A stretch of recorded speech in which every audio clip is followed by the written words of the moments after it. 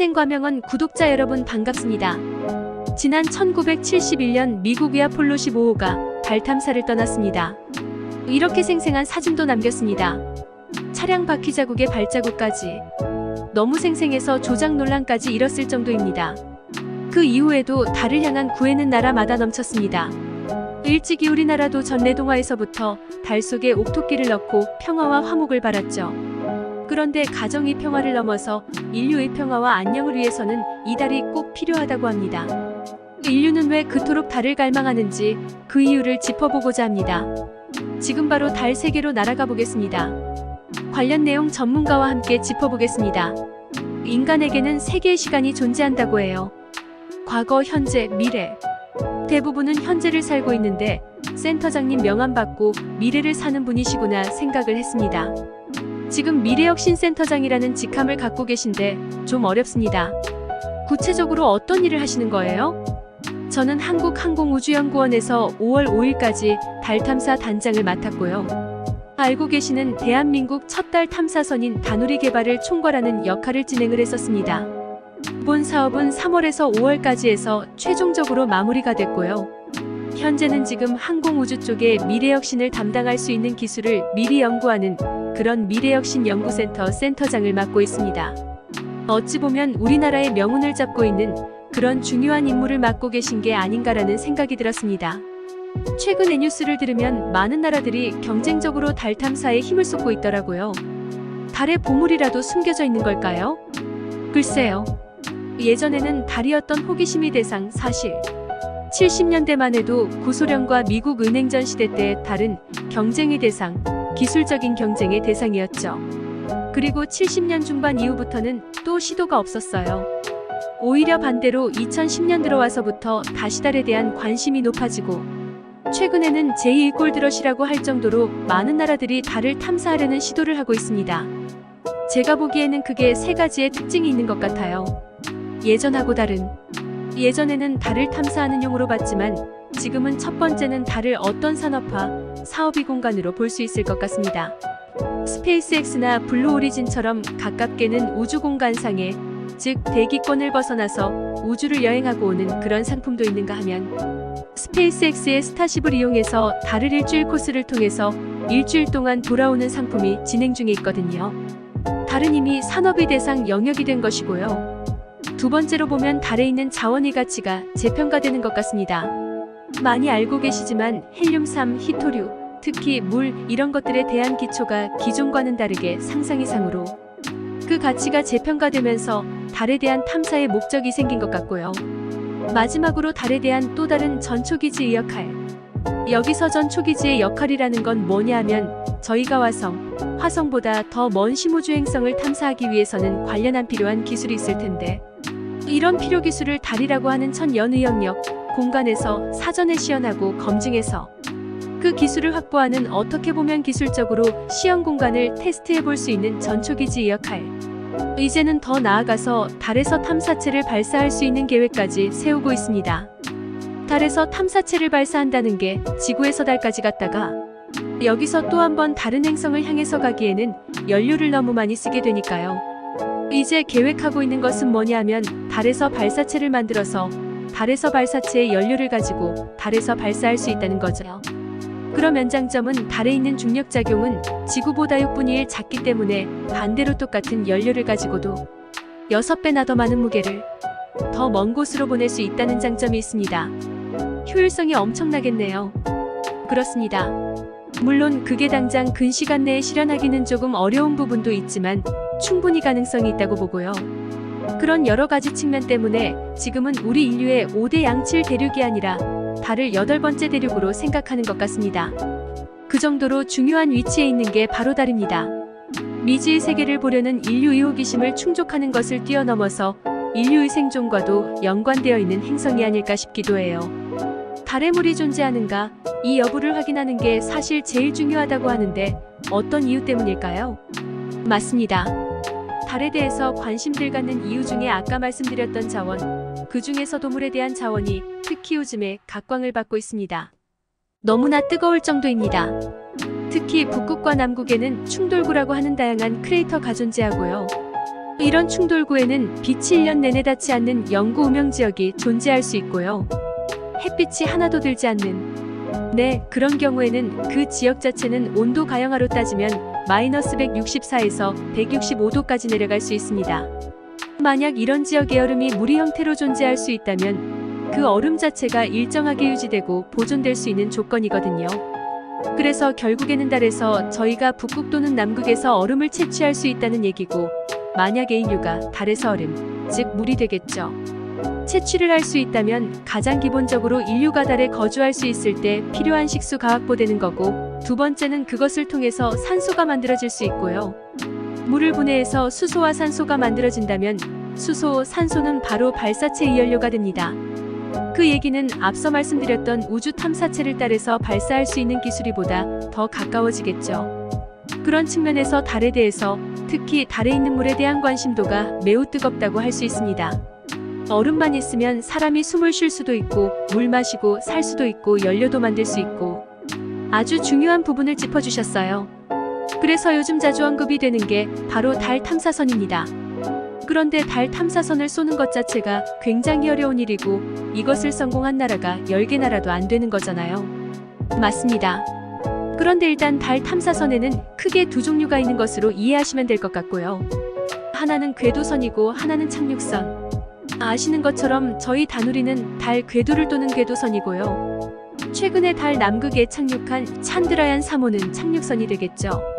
두 개를 통틀어서 탐사선이라고 하는 영역에 포함이 됩니다. 하지만 여태까지 달을 탐사한 나라는 크게 7나라밖에 없습니다. 옛날의 소련, 물론 최근에 루나 25도 시도를 했지만 실패를 했고요. 그 다음에 미국, 중국, 인도, 일본, 그 다음에 저희 나라가 될 정도로 세계 7번째 우리나라가 달 탐사국이 된 거고요. 이런 측면에서 보면 달 탐사라고 하는 것 자체는 그 나라의 과학적, 경제적 수준이 얼마나 발전됐는지를 평가할 수 있는 어떤 척도 중에 하나가 될 수 있다라고 볼 수 있을 것 같습니다. 지금 상태에서 우리나라는 달의 궤도만 도는 궤도선만 쏜 상태고, 나머지 궤도선과 착륙선 중에서 착륙선까지 가야만 또 다른 세계를 개척할 수 있다, 이렇게 이해를 했고요. 그런데 저희는 아직 궤도선 수준이지만 착륙선까지 가는 게 굉장한 어려운 일이라고 들었습니다. 맞습니다. 사실 궤도선 자체도 쉬운 건 아니에요. 달이 공전하는 속도 자체는 총알보다 빠른 속도로 공전하고 있고요.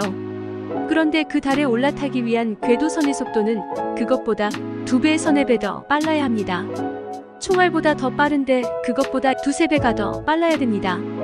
더 빨라서 원하는 임무 궤적에 안착이 돼야 달 탐사 임무 수행이 가능한데요.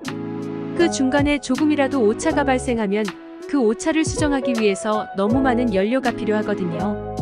그렇기 때문에 아주 정교하게 정확한 위치를 예측해서 정확하게 제어를 해야 궤도 예측과 궤도 운영이 가능하죠. 착륙선은 우선 방금 말씀드렸던 궤도선의 궤도 진입에 당연히 가야 되는 것이고요. 그 다음에 더 나아가서 원하는 지점에 착륙하기 위해서 속도와 고도를 낮춰서 제어를 해야 됩니다. 하지만 지상하고 다르게 달에는 어떠한 지원 장비가 있을 수가 없어요. 그렇기 때문에 위성체 자체를 가지고 제어를 해야 됩니다. 그런 과정에서 특히 다양한 변수가 생기는데요. 특히 수백 미터 내려가는 순간에 다양한 변수들이 있을 수 있습니다.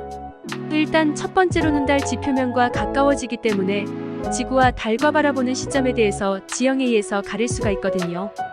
그러면 통신장애가 생길 수 있고, 두 번째로는 착륙선에서 분사하는 착륙 추력이 달 표면에 있는 분진을 만들어냅니다. 이 분진이 다시 공간상으로 올라오면 착륙선 의전 장품에 악영향을 주거든요. 아주 크리티컬하게 영향을 주고 더 나아가서는 아예 기능을 못하는, 그래서 대부분 착륙할 때 실패하는 원인 중 하나가 그런 분진의 영향이 꽤 클 수 있고요. 일단 대기 상황 이런 것들이 지구와는 너무나 다르기 때문에 예측할 수 없는 부분도 있을 것 같고요. 맞습니다. 너무 많은 변수들이 있죠. 또 하나는 지구하고 달과의 거리, 38만이라고 하는 거리가 명령을 보내는 시간에 대한 딜레이도 있을 수 있지만 신호가 다시 지구로 오는데도 시간이 있을 수 있거든요.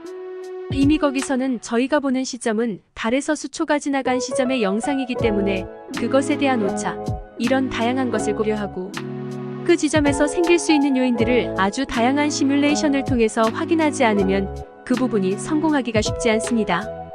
그런 측면에서는 착륙선 자체의 기술이 훨씬 더 위험하다고 할 수 있죠.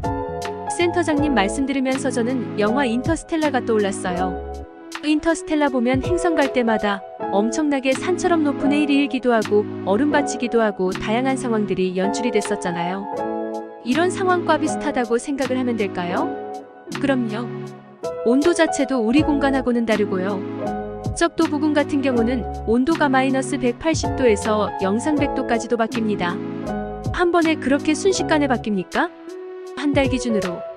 낮과 밤의 온도차가 그 정도 클 수도 있고요. 그나마 적도 부근은 조금 온도차가 작고요. 그래서 적도 위주로 착륙선을 보내려는 이유도 그중 하나가 될 수도 있고요. 하여간 지상과 사뭇 다른 그런 환경에서 진행이 되어야 된다라고 이해하시면 될 것 같습니다. 그 어려운 일에 인류가 지금 도전장을 내밀고 있습니다. 달이 남극이 중요하다고 하더라고요. 앞서 말씀해 주셨지만 인도 찬드라얀 3호가 달이 남극 지역에 성공적으로 착륙했습니다. 이거 최초예요. 러시아는 도전했다가 한번 실패했는데 달이 남극이 왜 중요한 겁니까? 보시면 아시다시피 루나-25 같은 경우는 러시아가 다시 재도전하는 겁니다. 그 전만 해도 착륙선을 많이 보냈었어요. 47년이라는 공백 기간 이후에 착륙선을 보냈지만 21일 날 착륙을 목표로 시도했지만 20일 날 엔진 결함으로 실패를 했고요. 하지만 그 후로 3일 이후에 찬드라얀3가 착륙에 성공을 했죠. 그런 측면에서 보면 러시아의 실패 원인은 다양할 수 있지만 제가 생각할 때는 47년이라는 기술적 공백. 그 초창기 때 루나24를 만들었던 엔지니어들은 지금쯤 없거나 아니면 현장에서 참여를 못하겠죠. 기술적인 연장선에서 연속성이 있어야 되는데 그런 측면에서는 큰 문제가 있었을 거예요. 하지만 찬드라얀3 같은 경우 물론 1919년도에 시도했다가 4년 지나서 지금 두 번째 시도에 성공했습니다. 이게 무슨 의미를 갖냐면 우선 달 남극이라는 지점의 중요성을 한 번 더 설명을 드려야 될 것 같아요. 달 남극은 앞서 설명드렸던 얼음이 존재, 즉 물이 있을 수 있고요. 두 번째는 남극을 통해서 24시간 우리가 전력을 생산할 수 있습니다. 태양빛을 통해서. 세 번째는 온도 변화가 그렇게 크지 않아서 인류가 거주하기 편하고요. 마지막으로는 지상과 통신이 24시간 가능할 수 있는 조건이기 때문에 달에 인류의 기지를 건설하려고 하는 목적의 가장 최적위후 보지로 선정이 되고 있거든요.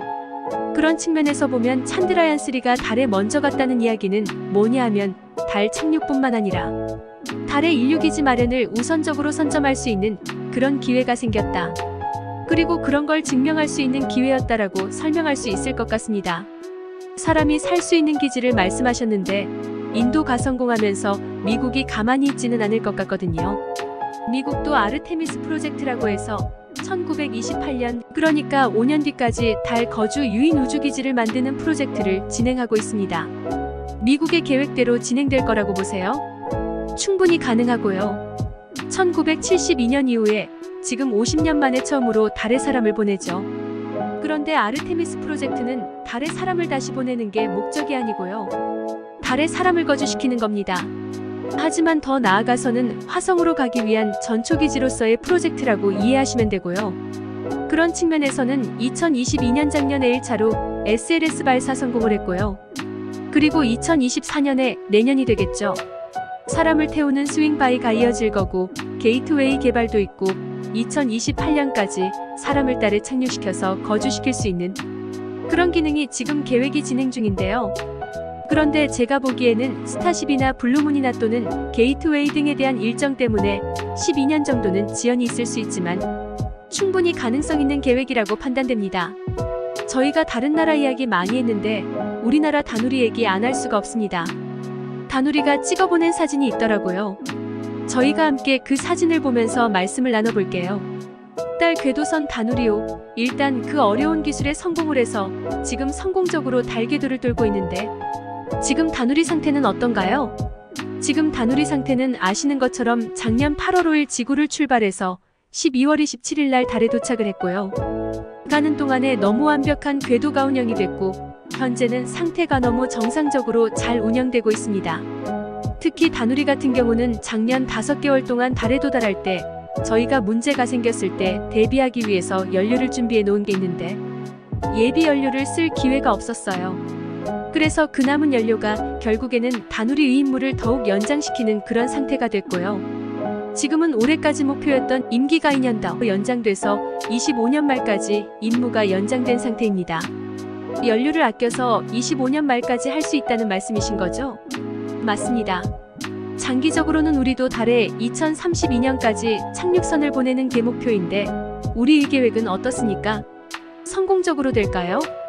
그렇습니다. 지금 작년 하반기 때 발표된 제4차 우주개발 진행 계획에 따르면 첫 번째 목표가 2022년에 다누리를 보내는 거였고 이미 성공을 했고요. 2032년에 달 착륙선을 보낼 계획이고 45년까지 화성 착륙선을 보내는 계획이 있습니다. 현재까지 계획이 준비 중에 있고요. 성공적으로 잘 진행이 되면 내년부터는 착륙선 사업이 본격적으로 시도가 될 것 같습니다. 인생과명원 유튜브 구독자 여러분, 오늘은 여기까지입니다. 이 영상이 유익하셨다면 구독과 좋아요 꼭 눌러주시면 감사하겠습니다. 다음 영상에서 또 만나요.